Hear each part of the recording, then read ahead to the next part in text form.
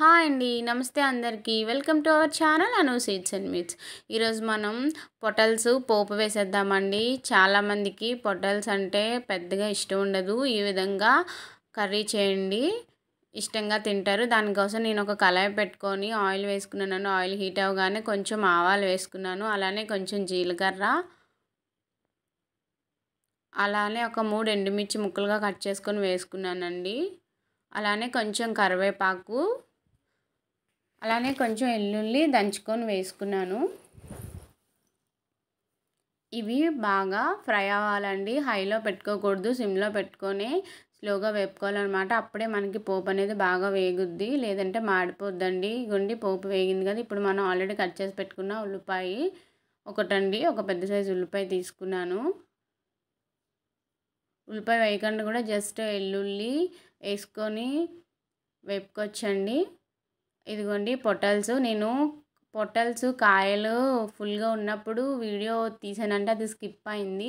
ఇదిగోండి ఈ విధంగా చిన్న ముక్కలుగా కట్ చేసుకున్నాను. పొటల్స్ అందరికీ తెలుసు కదండి, దొండకాయల్లాగే ఉంటాయి.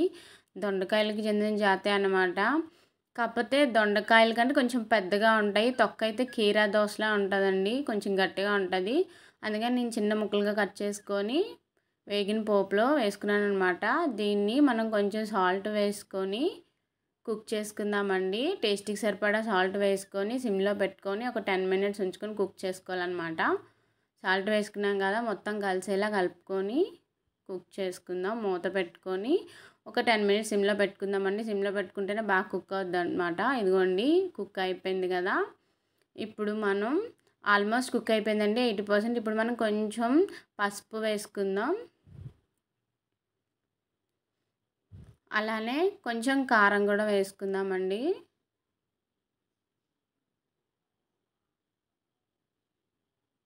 ఇవి కూడా కలిసేలా కలుపుకుందాం. కారం వేసుకున్నాం కదా, అలానే కొంచెం ధనియా పౌడర్ కూడా వేసుకుందామండి.